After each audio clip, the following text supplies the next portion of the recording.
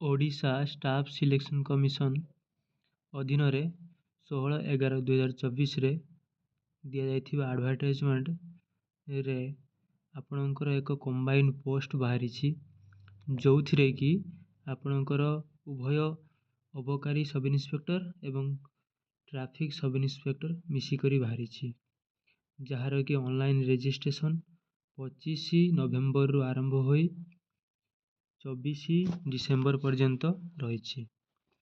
ବର୍ତ୍ତମାନର ଯେଉଁ online application form ତାର ସବମିଶନ୍ 27/12 ପର୍ଯ୍ୟନ୍ତ 3 ଦିନ ଅଧିକ ରଖାଯାଇଛି, ରେଜିଷ୍ଟ୍ରେସନର 3 ଦିନ ଅଧିକ। ଏବଂ ଆପଣଙ୍କର ଯେଉଁ ଏଡ଼ିଟ୍ ରହିଛି ଅନଲାଇନ୍ ଆପ୍ଲିକେସନ୍କୁ ଯଦି କିଛି ଭୁଲ ଥାଏ ତାହେଲେ ଆପଣଙ୍କର 30/12 ପର୍ଯ୍ୟନ୍ତ ଏହା ଆପଣ ଏଡ଼ିଟ୍ କରିପାରିବେ। ଏହାକୁ କେମିତି ଆପ୍ଲାଏ କରିବେ? ଏହାକୁ OSSCର ଅଫିସିଆଲ୍ ୱେବସାଇଟ୍ www.ossc.gov.inରେ ଆପଣ ଆପ୍ଲାଏ କରିପାରିବେ। ତ ଆସନ୍ତୁ ଆଜ୍ଞା ଦେଖିବା ବର୍ତ୍ତମାନ ଏହାର କେତୋଟି ଭ୍ୟାକେନ୍ସି ରହିଛି। ସବ୍ ଇନ୍ସପେକ୍ଟର ଅଫ୍ ଟ୍ରାଫିକ୍ରେ ଆପଣଙ୍କର ଟୋଟାଲ୍ 21ଟି ଭ୍ୟାକେନ୍ସି ରହିଛି, ଯେଉଁଥିରେ କି 4 ଜଣ ୱୁମେନ୍ ଆଉ 19 ଜଣ ମେନ୍। ଏବଂ ଏଥିରେ ଏହା ଏକ group B service sub inspector traffic, ଯେଉଁଟାକି ଲେଭେଲ୍ 9ର ଦରମା ପ୍ରାପ୍ତ ହେବ। ଓଡ଼ିଶା ରିଭାଇଜ୍ ସାଲାରୀ ପ୍ୟାକେଜ୍ 2017 ଅନୁସାରେ ଲେଭେଲ୍ 9ର ଦରମା ସେମାନେ ପାଇବେ। ଏବଂ ସବ୍ ଇନ୍ସପେକ୍ଟର ଅଫ୍ ଏକ୍ସାଇଜ୍ ମାନେ ଅବକାରୀ ସବ୍ ଇନ୍ସପେକ୍ଟର, ଯେଉଁଥିରେ କି ଆପଣଙ୍କର ଟୋଟାଲ୍ 10ଟି ପୋଷ୍ଟ ରହିଛି, ସେଥିରୁ ୱୁମେନ୍ 3 ଜଣ ଆଉ 7 ଜଣ ମେନ୍। ଏହା ଏକ ଗ୍ରୁପ୍ C ପୋଷ୍ଟ, ଯେଉଁଥିରେ କି ଲେଭେଲ୍ 8ର ଦରମା ଆପଣଙ୍କୁ ମିଳିବ। ଏଥିରେ ଦେଖନ୍ତୁ ଆଉ କ'ଣ ରହିଛି କି ଏଥିରେ ଯେଉଁ ଆପଣଙ୍କର କ୍ୟାଟାଗୋରୀ ୱାଇଜ୍ ବ୍ରେକଅପ୍ ହେଇଛି, ସେଥିରେ କି ସବ୍ ଇନ୍ସପେକ୍ଟର ଟ୍ରାଫିକ୍ରେ ଆପଣଙ୍କର ଟୋଟାଲ୍ ଜେନେରାଲଙ୍କର 11ଟି ବାହାରିଛି। ଟୋଟାଲ୍ ପୋଷ୍ଟ ବାହାରିଥିଲା ସେମାନେ ସବ୍ ଇନ୍ସପେକ୍ଟର ଅଫ୍ ଟ୍ରାଫିକ୍ରେ ଆମେ ଦେଖିକି ଆସିଥିଲୁ, ଯେଉଁଟାକି ଏଇଠି ଆମେ 21ଟି ପୋଷ୍ଟ ଥିଲା। ତ 21ଟି ପୋଷ୍ଟରୁ ଏଠି ବର୍ତ୍ତମାନ ସବ୍ ଇନ୍ସପେକ୍ଟର ଟ୍ରାଫିକ୍ ଜେନେରାଲମାନଙ୍କ ପାଇଁ 11ଟି, ସେଥିରୁ ୱୁମେନ୍ ଜଣେ, SCBC ପାଇଁ ଜଣେ, ଯେଉଁଥିରେ ୱୁମେନ୍। SCBC ମାନଙ୍କ ପାଇଁ ମେନ୍ ପୋଷ୍ଟ ନାହିଁ। SC ମାନଙ୍କ ପାଇଁ 4 ଜଣ, ୱୁମେନ୍ 2 ଜଣ, ST 5 ଜଣ, ୱୁମେନ୍ ନାହାନ୍ତି। ଏବଂ ଟୋଟାଲ୍ 21ଟି ପୋଷ୍ଟ ଥିଲା, ଯେଉଁଟାକି ସବ୍ ଇନ୍ସପେକ୍ଟର ଅଫ୍ ଟ୍ରାଫିକ୍ ପାଇଁ। ଆଉ ଆପଣଙ୍କର ଅବକାରୀ ସବ୍ ଇନ୍ସପେକ୍ଟର ପାଇଁ 6ଟିରୁ ଆପଣଙ୍କର ଜେନେରାଲ ଟୋଟାଲ୍ 6ଟି, ଟୋଟାଲ୍ 10ଟି ପୋଷ୍ଟରୁ ଜେନେରାଲ 6ଟି, ୱୁମେନ୍ ସେଥିରୁ 2 ଜଣ, ଆଉ SCBC ଗୋଟିଏ, ୱୁମେନ୍ ନାହାନ୍ତି।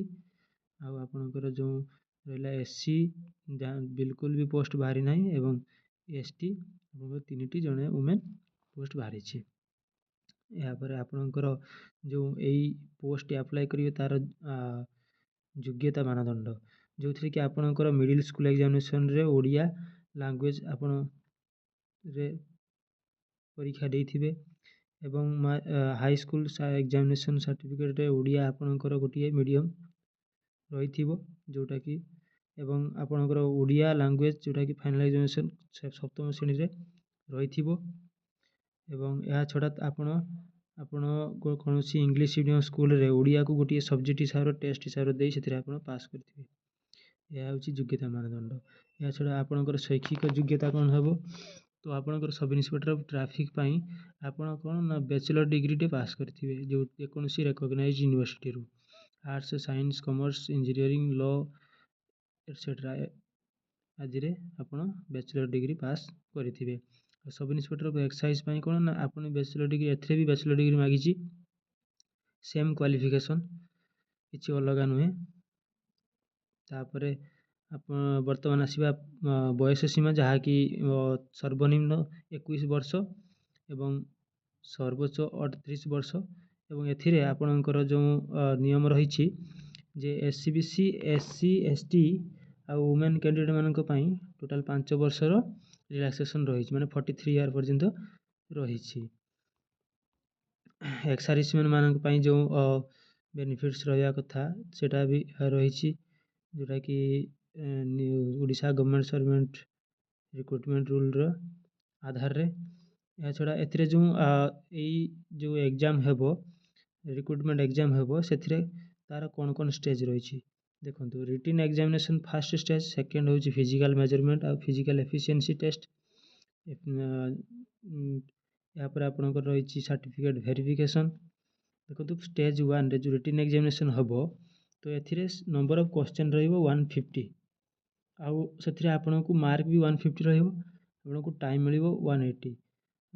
ये रिसेंटली गोटे sub inspector of excise exam टे जाइए 2024 मसीह जो थी कि आपणकर सेम पैटर्न मार्क रही आउ आपणकर देखु यहाँ आपणकर सी कहते मे बी OMR और CBRE हो पारे किंतु प्रायतः गला थर जो होता CBRE होती कंप्यूटर बेस्ड रिक्रुटमेंट एग्जामिनेशन होती आपणकर जदि 4टा ऑप्शन दौरान ताहले से आपको 0.25 मार्क डिडक्ट व्यवस्था रही आपंकर 3टा ऑप्शन थाए ताहले आपंकर 0.33 माने 1/3 डिडक्टर संभावना रही मैंने 3टी गोटे माइनस हे ए 4टी गोटे माइनस हे जेकोसी गोटे प्रकार एग्जाम हेबो। आउ आपणकर जो वैकेंसी बाहरी से वैकेंसी रो नेक्स्ट स्टेज पाई आपण को 10 गुणा पिला नेबो। एवं नेक्स्ट स्टेज कौन ना स्टेज 2 जो थी कि आपको रही फिजिकल मेजरमेंट और physical efficiency test. Physical measurement रे कौन ना आपंकर हाइट वेट चेस्ट आज इत्यादि मेजर करेंगे तापर आपन को फिजिकल एफिशिएंसी टेस्ट रे शामिल कराइबे जो थी कि आपणकर रनिंग थिबो आउ हाई जंप में भी थाई पारे आउ आपणकर लॉन्ग जंप कंपलसरी थिबो। यह क्वालिफाइंग नेचर रही था जो थी कि कौन प्रकार मार्क न थाए। देखो तो ये जो आपणकर एग्जाम हेबो तार सिलेबस आपणकर जनरल इंग्लिश रे पढ़िबो, ओडिया लैंग्वेज रू पढ़िबो, जनरल स्टडीज रू पढ़िबो जो थी कि आपणकर जनरल साइंस रहिबो, आपणकर करंट इवेंट रहिबो, हिस्ट्री रहिबो, आपणकर जियोग्राफी रहिबो एवं पॉलिटिक्स तापरे मेंटल एबिलिटी, न्यूमेरिकल एबिलिटी और बेसिक कंप्यूटर नॉलेज उपरे ए परीक्षाटी हेबो। आउ आपणकर कम से कम फिजिकल जो एलिजिबिलिटी स्टैंडर्ड जो थी कि फिजिकल मेजरमेंट रे पास करने आप जनरल आउ SCBC होते 168 सेंटीमीटर हेबो। आउ आपणकर जदि आम हाइट कैटेगरी को देखा ताहले SC होते 163 आउ जनरल SCBC वुमेन होते 155 सेंटीमीटर और शेड्यूल कास्ट होते 150 सेंटीमीटर। तो जनरल SCBC मेन मानक 55 kg वेट एवं छाती दरकार आपंकर 79 सेंटीमीटर अनएक्सपैंडेड आउ ताकू फुलिला परे निश्वास नहीं 84 सेंटीमीटर होता दरकार। ये भाव में SC ST एवं वुमेन मान जनरल वुमेन मानकर प्रावधान रही। यापर देखु फिजिकल एफिशिएंसी टेस्ट रे कौन होटा कि आपको कहली जो थी कि आपणकर मेन मानकर रनिंग रहिबो 1.6 किलोमीटर 8 मिनिट रे आपको क्लियर करने पड़ो एवं लॉन्ग जंप 3.66 मीटर करने पड़ो 3टी अटेम्प्ट करना। वुमेन मानक कौन रही कि से 1.6 किलोमीटर रनिंग करेंगे कि 10 मिनिट रे 20 सेकेंड रे एवं आपणकर जो लॉन्ग जंप रही 2.77 मीटर रही सीटा भी 3 अटेम्प्ट रे। आउ देखो ये जो आपण मानकर फिजिकल एफिशिएंसी टेस्ट रही जो थी कि ट्रैफिक सब इन्स्पेक्टर से मेन कैटेगरी 1.6 किलोमीटर 8 मिनिट रे women category 1.6 kilometre 10 minute 20 second ए आउ लॉन्ग जंप नहीं। तापर देखंतु आपणकर जो विभिन्न प्रकार ये टेस्ट रे क्वालिफाई कला परे आपणकर सर्टिफिकेट वेरिफिकेशन पाई आपनको डका जिवो एवं एथिरे जो सर्टिफिकेट वेरिफिकेशन हेबो ये सर्टिफिकेट वेरिफिकेशन हला परे आपण माने उनको पाखकू चाकरी पाई एक लेटर जीवो जॉइन लेटर जीवो यहाँ पर आपने जॉइन लेटर को नहीं चाकरी रे जॉइन करेंगे।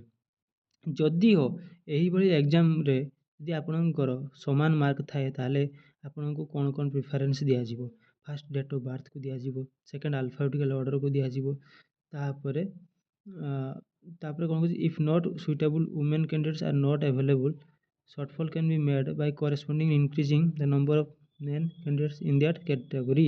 यहाँ भी कह दिखाई जदि ଯେତିକି ଓମେନ୍ ପୋଷ୍ଟ ବାହାରିଛି ଯଦି ସେତିକି ପୋଷ୍ଟ ଯଦି ସେମାନେ ନେଇ ନ ପାରିବେ ସେଇ କଟଅଫ୍ ମଧ୍ୟରେ, ତାହେଲେ ମେନ୍ ମାନଙ୍କୁ ମଧ୍ୟ ସେଥିରେ ଏଣ୍ଟ୍ରି କରି ତାଙ୍କର ପୋଷ୍ଟକୁ ମାନେ ଓମେନ୍ ମାନଙ୍କର ପୋଷ୍ଟକୁ ମେନ୍ ମାନଙ୍କୁ ମଧ୍ୟ ଦେଇ ଦିଆଯିବ। ଏହା କ୍ଲିୟର କାଟ୍ ଲେଖି ଦିଆଯାଇଛି। ଏଇଭଳି ଭାବରେ ଆପଣ ଜଲ୍ଦି ଯେତେ ଶୀଘ୍ର ସମ୍ଭବ ଆପଣ ଏଇ ଏକ୍ଜାମ୍ ପାଇଁ ପ୍ରିପାରେସନ୍ ହୁଅନ୍ତୁ ଏବଂ ଏହାକୁ ଅନଲାଇନ୍ରେ ଅଫିସିଆଲ୍ ୱେବସାଇଟ୍ OSSCCର ଯାଇ ଆପଣ ଆପ୍ଲାଏ କରିଦିଅନ୍ତୁ।